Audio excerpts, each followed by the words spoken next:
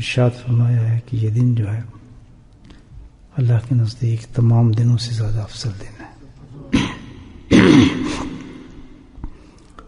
تو اس چیز سے اس دن کی اہمیت کا انسان اندازہ لگا سکتا ہے کہ جو اللہ کے نزدیک بہت بڑا دن عظیم ہو وہ کتنی برکتوں والا دن ہوگا. اس کی کچھ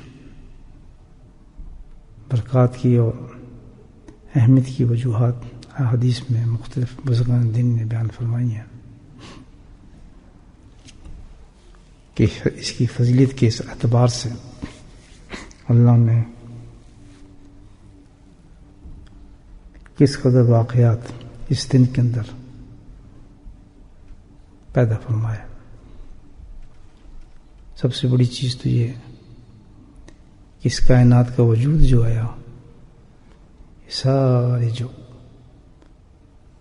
زمین کے اوپر بھی جو کچھ تخلیق ہوئی، یہ پہاڑ بنے، یہ سمندر بنے، یہ درخت بنے، نباتات بنے، جو کچھ بھی بنا، وہ ساتوں زمین بنی، ساتوں آسمان بنے، جتنی بھی تخلیق ہوئی ہے اللہ نے اس عاشورے والے دن کی.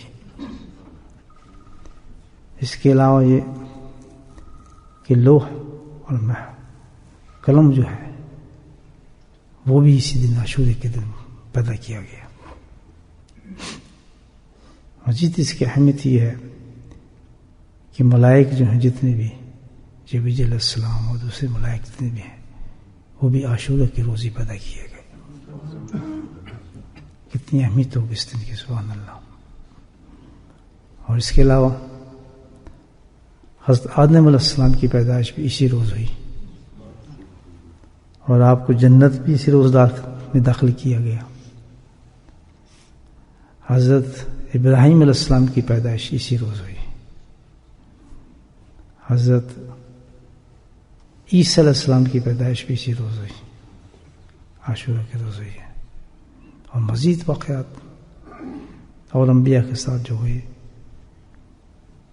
جیسے حضرت ابراہیم علیہ السلام کو نمروز نے جب آگ میں پھینکا تو اسی روز اللہ پاک نے اس آگ سے ان کو نجات عطا فرمائی نمروز سے.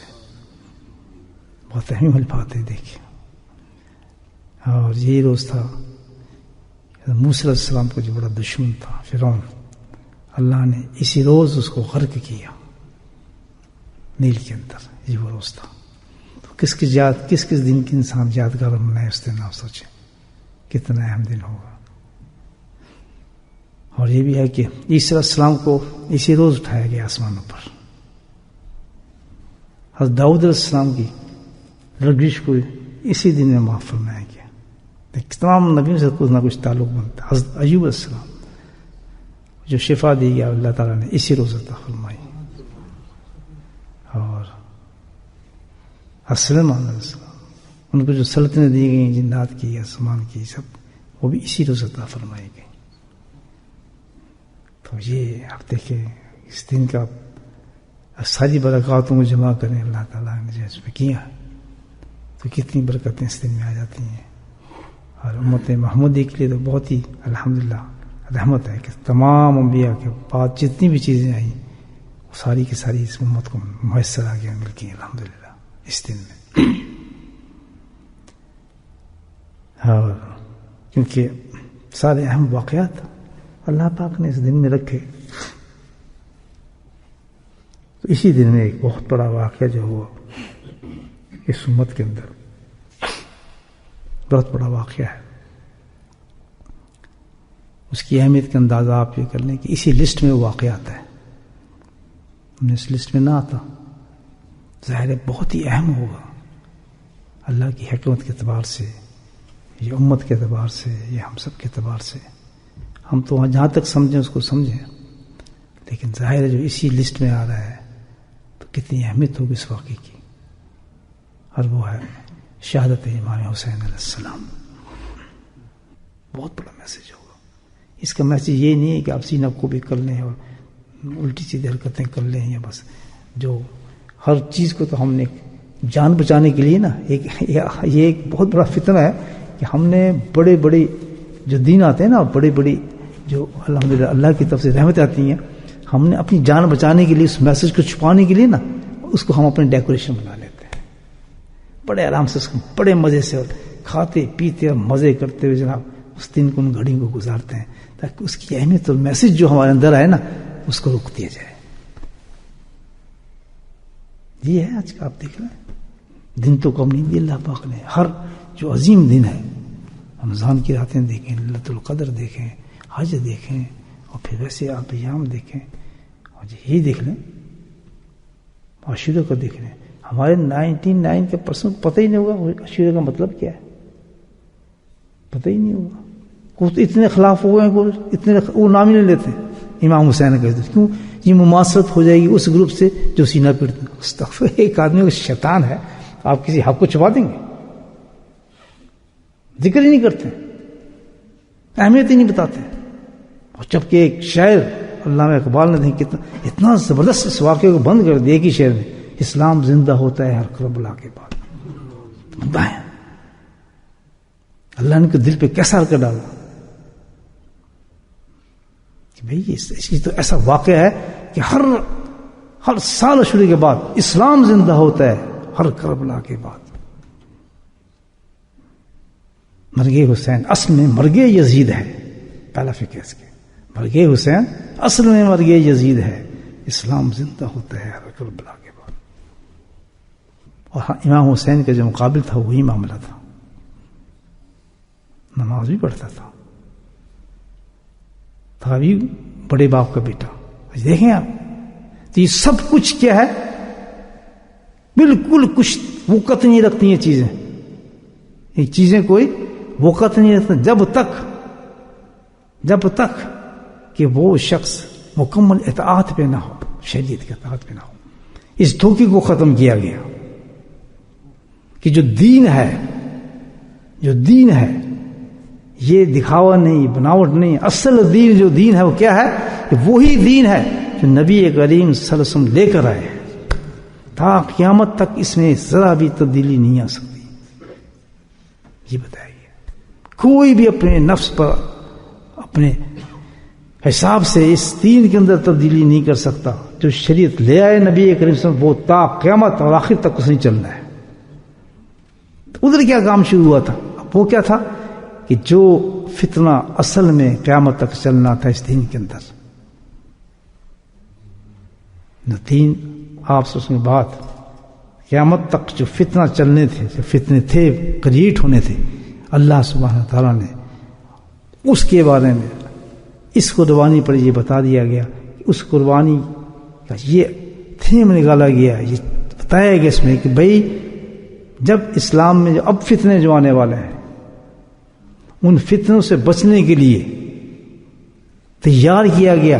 اگر تم جنت چاہتے ہو اور اللہ کی رضا چاہتے ہو تو جنت کا راستہ دکھایا گیا امام حسین کے ذریعے سے۔ وہ کیا تھا کہ اس پہ آسانی نہیں ہوگی تمہارے لیے، کیونکہ بہت بڑے بڑے فتنے آئیں گے، بہت بڑے بڑے فتنے آئیں گے۔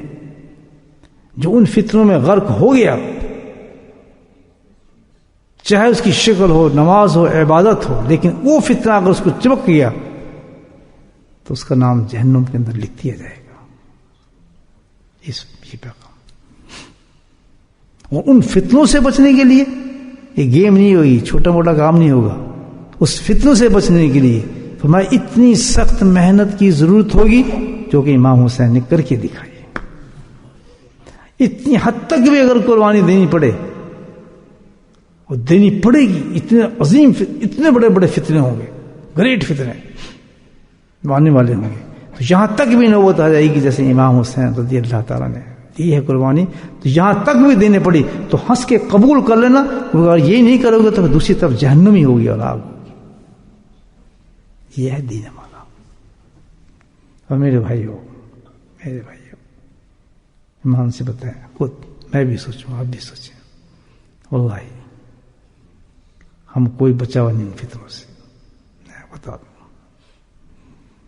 آگ کی طرح حدیث میں کہ آگ کی طرح جیسے بارش کے قطرے گرتے ہیں نا، اس طرح اس زمانے میں فتنے گریں گے، اور وہ اتنے آسان ہوں گے، ان کو چھپانا ہمارے لیے اتنا آسان بن جائے گا لوگوں کے لیے کہ وہ بھول جائیں گے کیا آزمائش ہے کیا.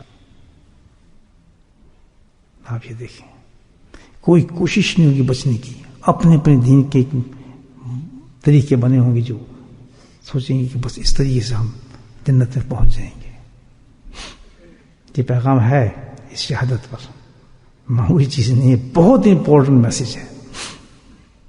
کوئی غلط فہمی میں آدمی نہیں رہ سکتا اس کی حقیقت تک پہنچنے کے بعد. بچے گا وہی، جنتی وہی ہوگا. یاد رکھیں کہ جو بالکل ان فتنوں سے بچ کر نبی پاک کے لائے ہوئے دین کے مطابق عمل کرے گا. تو کیا ہے حقیقت میں؟ امام حسین رضی اللہ تعالی عنہ نے